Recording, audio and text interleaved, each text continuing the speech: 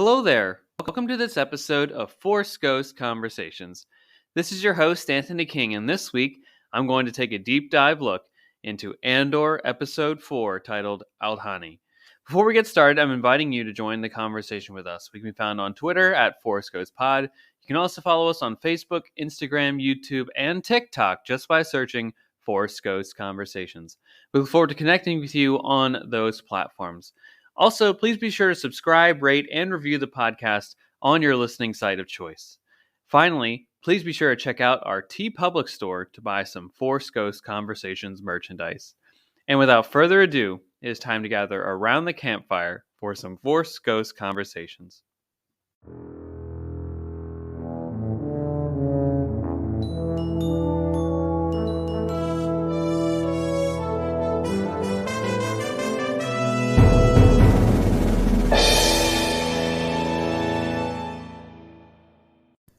All right, ladies and gentlemen, welcome back to another installment of Force Ghost Conversations. And I'm so excited that we're able to dive deep into the new episode of Andor that came out this past week titled Aldhani. And now, if you haven't seen the first 3 episodes, of course, go check those out. They're really excellent, and you don't want to miss out on all of that because we're going to go full deep dive spoilers into episode 4 on the other side of our segment that we doubly call, or affectionately call here, Cloud City Gossip, which is our rundown of the Star Wars news over the past week here.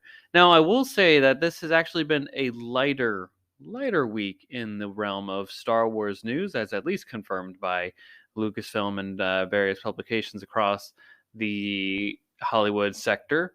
So, I mean, obviously, first and foremost, Andor is out on Disney Plus now, ladies and gentlemen, and the first 4 episodes now, in fact, are available to stream at any second that you want, as long as you're a subscriber to the service. So be sure that you're subscribed, re-up your subscription. You don't want to miss out on any of that stuff. And be sure to watch it week to week, as we will most certainly be covering it each and every episode here as they happen on Force Ghost Conversations. Also, Hasbro PulseCon 2022 took place this past Saturday.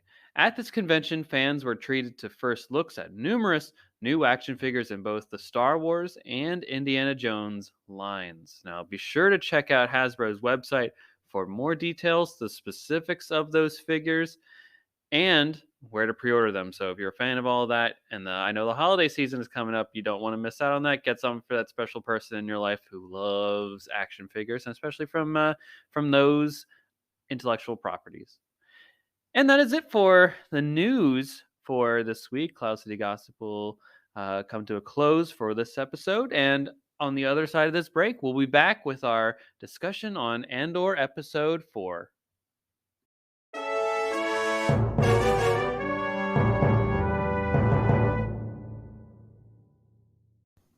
Okay, who's ready to get into the nitty-gritty of this episode? Now, Episode 4, Aldhani as it is called, is really spectacular. And what I'm going to preface now, folks, is this is your spoiler warning. If you haven't seen the episode, what are you doing? Pause this episode right now. Go pull up your Disney Plus. Go to Andor. Watch Episode 4, Aldhani. And then come right back to this, because it is really, really, really well done. There's a lot of Easter eggs to various things in the Star Wars galaxy. Some new players get brought into the game. And if you thought that the pacing was slow in the first 3 episodes, potentially, I mean, I obviously don't have that opinion.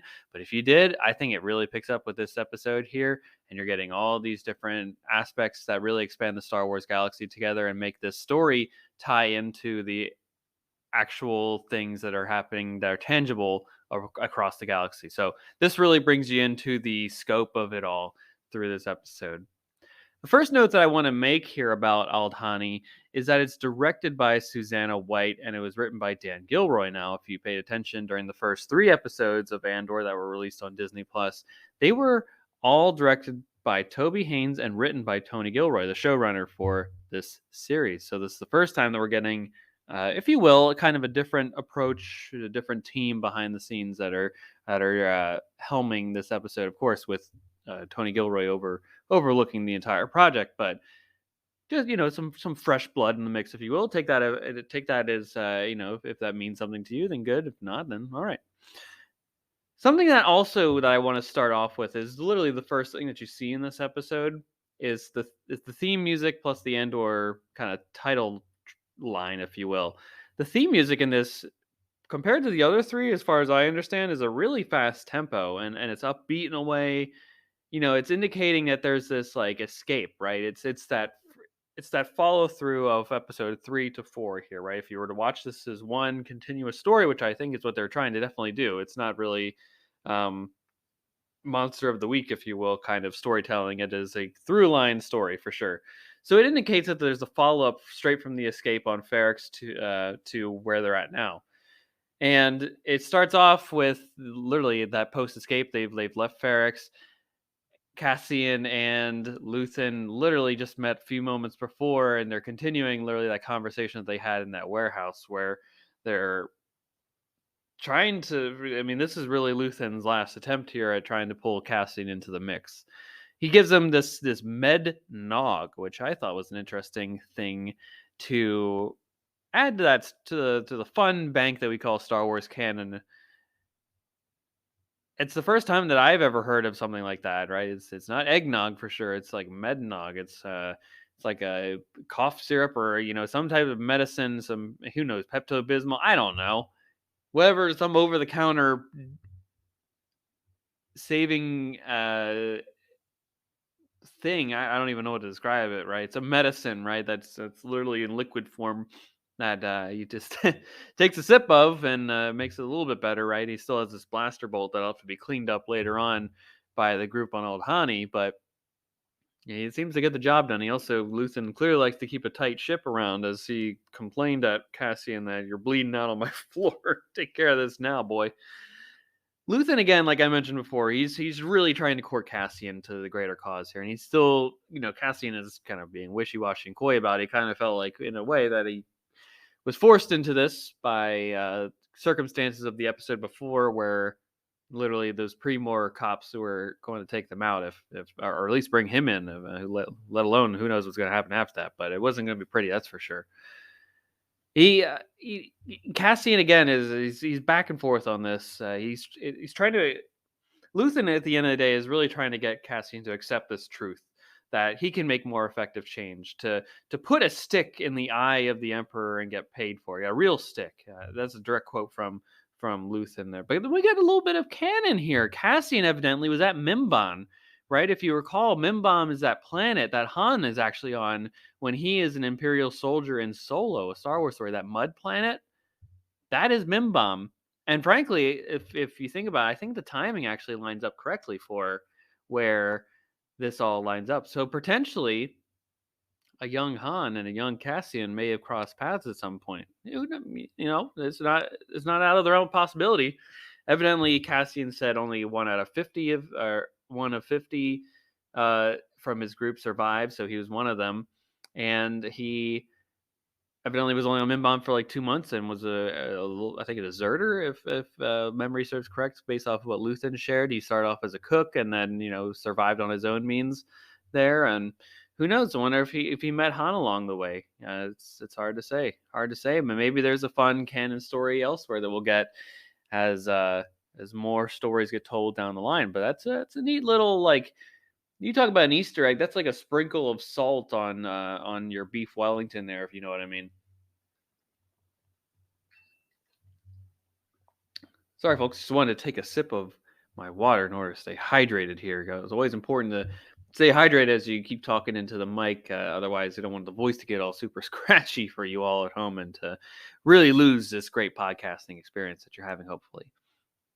Now, Luthen really is trying his best to get Cassian on board with this rebellion cause that he's got cooking up over here, if you will. He says, "Wouldn't you rather give it all to something real? I came for you, right? He. It's not like he just pulled Cassian's name out of a hat. I feel like this has definitely been a long, I guess, courting process, if you will. But it's not like Cassian knew about Luthen the way that Luthen knows about Cassian. And it seems like it's been going on for maybe months, who knows how long. But he certainly has had his eye on him for quite some time. He's known the skills, he's known the backstory. It kind of fits in line with this vision that he had in his head for this perfect spy for these missions that he's going to need in order to make the rebellion a success and a realistic possibility for affecting change in the galaxy. And I honestly think that Luthen is much more confident and believes in Cassian more so than Cassian even believes in himself, right? There's a truth within Cassian that he's holding on to that holds him back, that he needs to let go of, whatever that is, something familial wise. Maybe it's that Canary stuff, trying to find his sister. Um, Maybe he wants clarity and closure on that, but it's something's holding him back, I think, and he doesn't trust himself the entire way. He wants to be this loner. He doesn't want to be a part of this group, share relationships with friends. I mean, he obviously has been hurt along the way, and I think he's going to have to overcome some of that own personal trauma within him in order to become the realized figure that we see in the rebellion in Rogue One, a Star Wars story. So Luthen offers Cassian a choice, several choices actually. He can kill him, try and take the ship.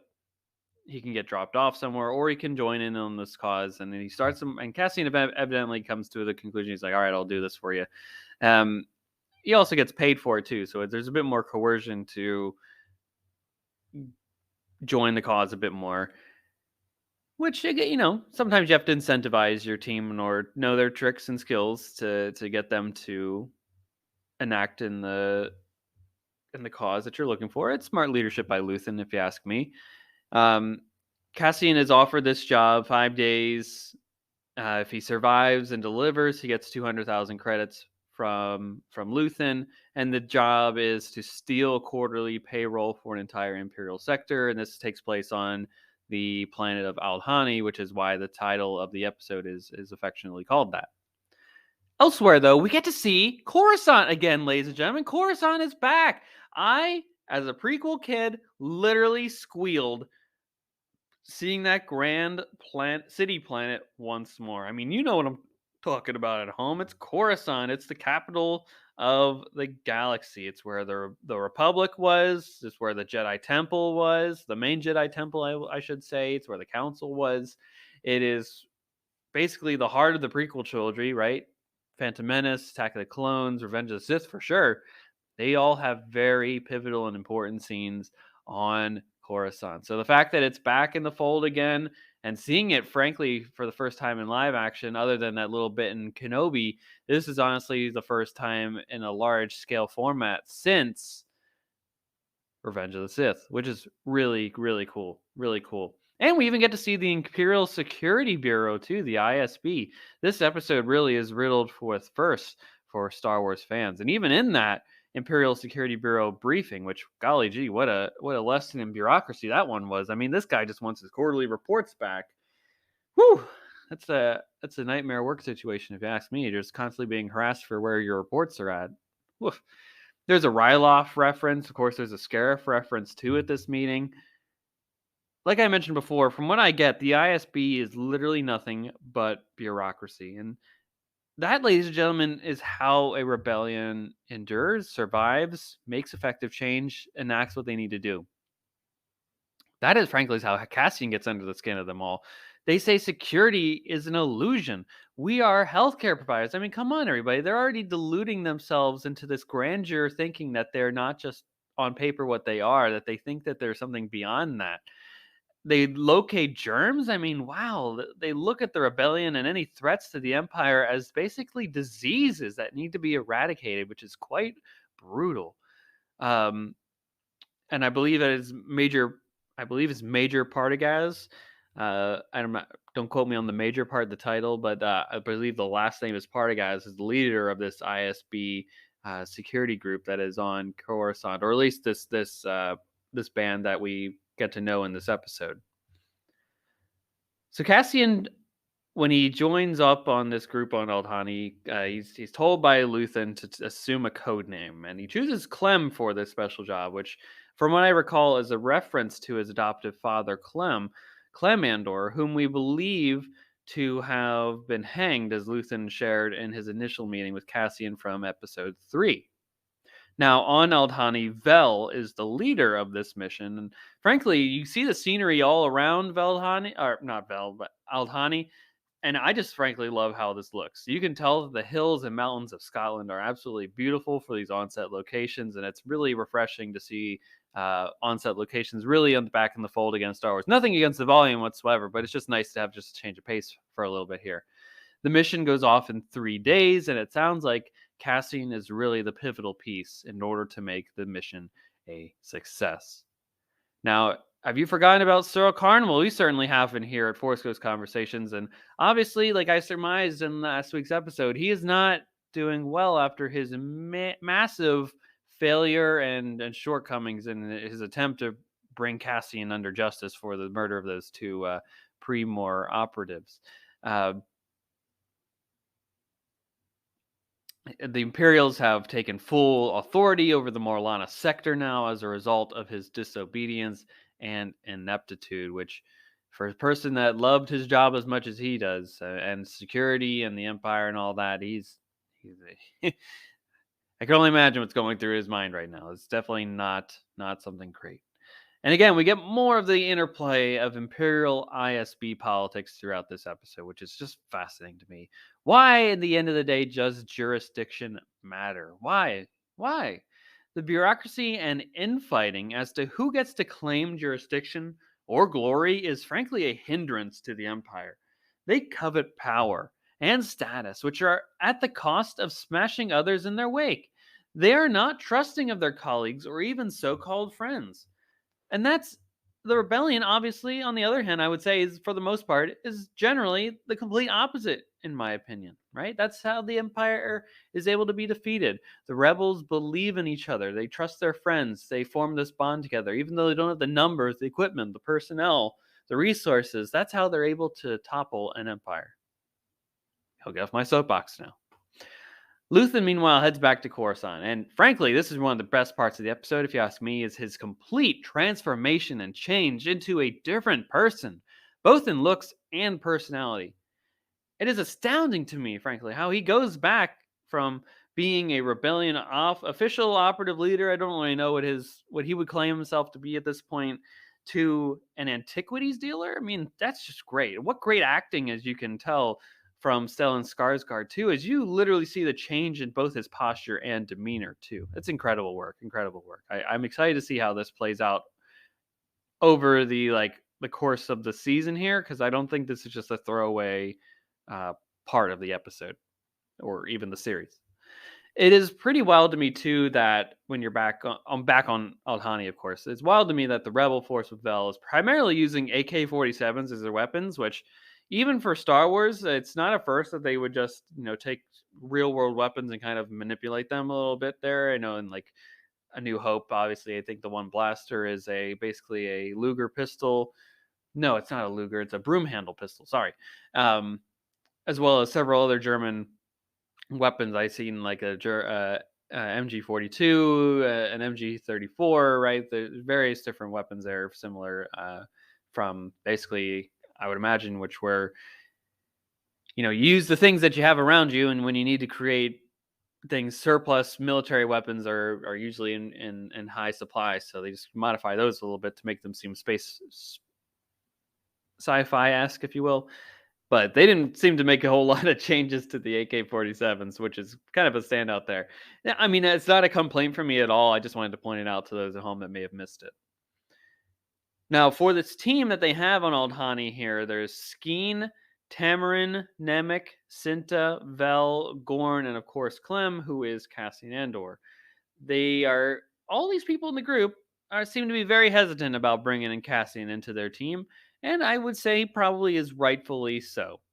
It is hard to trust anyone these days, especially as the Empire has spies everywhere. Is kind of a hallmark talking point of what Mon Mothma is suggesting throughout the episode, that she's being followed, and it's very understandable for what the Empire is trying to do, because they want to hold on to their power, and the only way to ensure that is to completely tighten your grip. Back to Cyril Karn, though, he is also taking a trip home to Coruscant after his demotion, expulsion. something like that.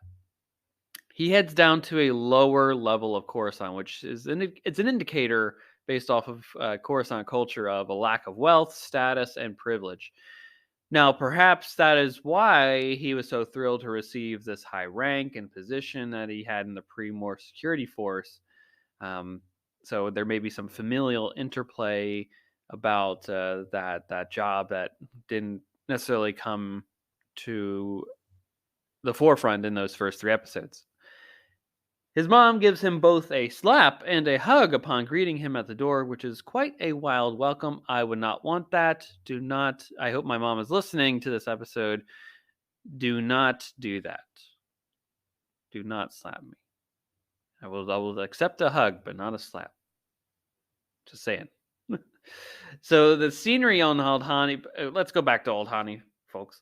The scenery and group on Old Honey reminded me so much of Willow. I mean, that set design is literally like I feel like they just took some of the villages on Willow and just put it onto the set here. Golly gee, I just can't wait for that show. I'm so excited for November. It's Willow time soon, ladies and gentlemen. But we'll time and place for that. Time and place for that. Let's go back to Coruscant and talk about Mon Mothma for a second. I said the words Mon Mothma. She's back, ladies and gentlemen. She meets Luthen for the first time in this series as an appointment to get a gift for her husband's quote unquote day of days, which I imagine is the equivalent for a birthday from Chandrilla, the home planet of Mon Mothma. Also, something that was new for the canon folks at home is that she is married, which is apparently someone named Perrin, seems to be the name of her husband.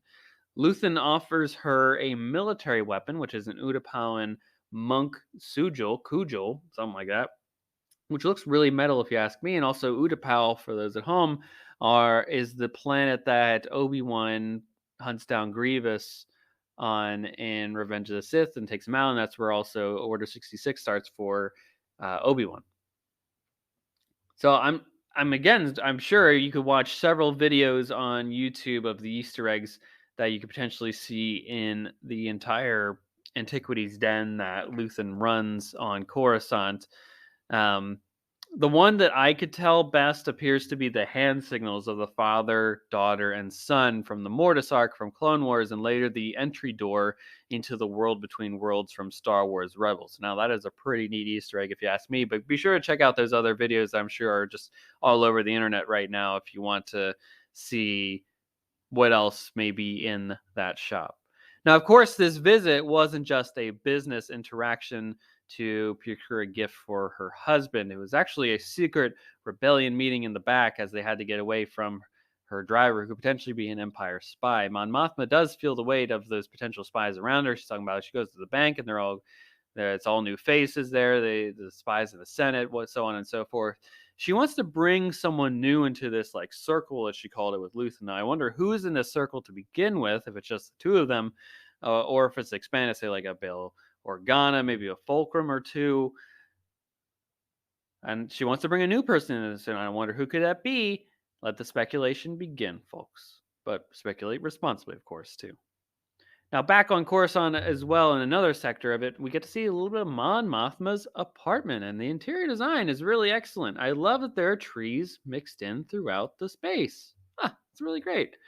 Now, Perrin, on the other hand, doesn't seem to be the best husband in the world. He makes reference to Sly Moore coming to the dinner. Some of you may know who that is. That's one of some of the in the Vizier's office for the for the I guess the Chancellor in the Emperor's office. Just look up a picture of Sly Moore Star Wars and you'll know who I'm talking about. I believe this person is also in the infamous scene from Order 66, or not Order 66, but Revenge of the Sith, where the tragedy of Darth Plagueis is explained to Anakin Skywalker, and this person is told to leave to create space for Anakin and Palpatine to have that conversation. So clearly they're going to have a fun time at this dinner, especially since these folks are detractors from everything that Mon Mothma wants to get accomplished in the Imperial Senate. And I'm glad that Perrin thinks they're fun people, but I don't think that his wife is going to love having this wonderful conversation at the dinner table. He's a bit condescending towards Mon Mothma as well. Must everything be boring and sad? Now, I will say, dude, you do know that you are married to a public servant, right? Those people are usually don't have the luxury of quote unquote turning off their brain from helping people. Well, at least the good ones do, I will say.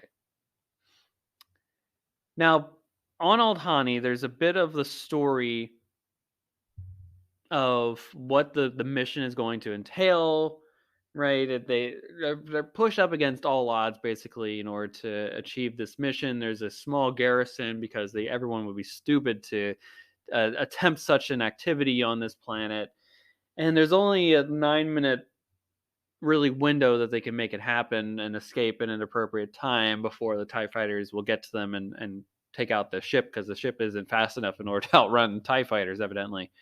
There's this thing that happens once every 3 years called Makani Bradani, which is called basically the Eye of Aldhani. And it is essentially a meteor shower, which opens up, quote unquote, an eye to the galaxy.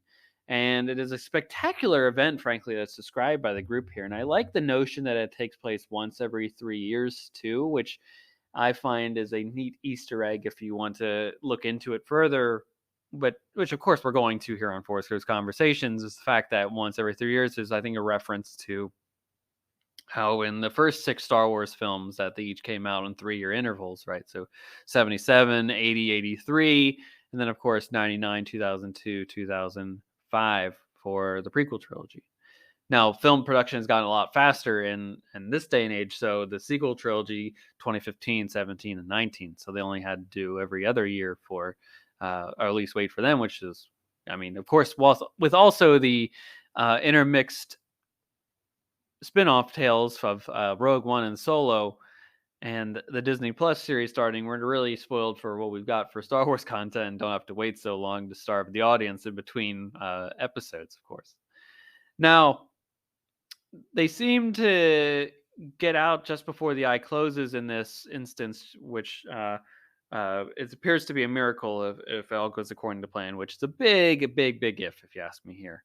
And that's basically where the episode ends.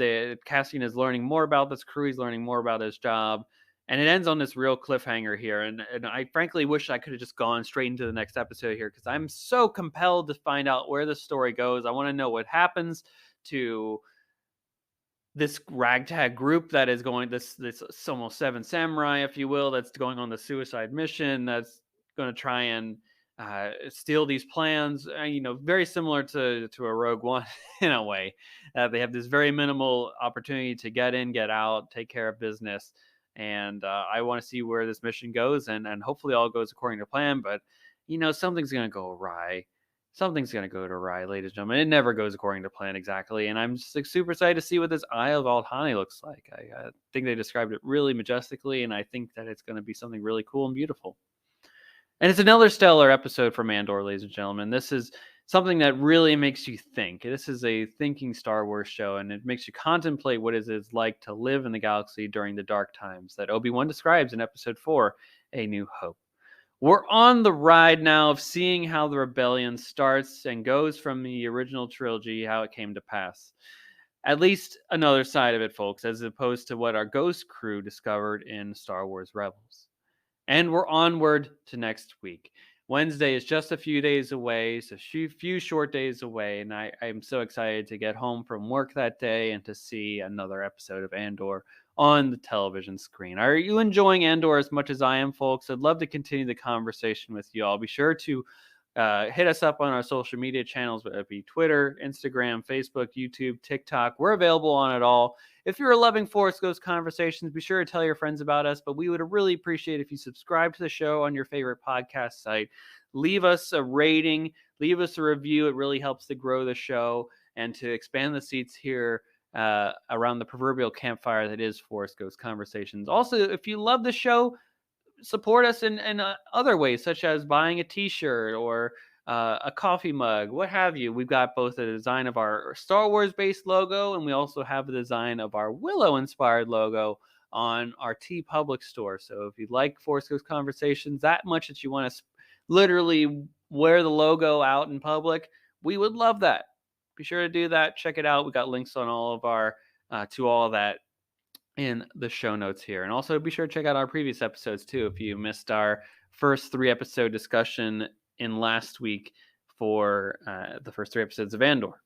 But with that, everybody, we will be back next time next week with a brand new episode talking about Andor episode 5. I hope that you have a wonderful week at home. Stay safe, everybody, and may the Force be with you. Take care.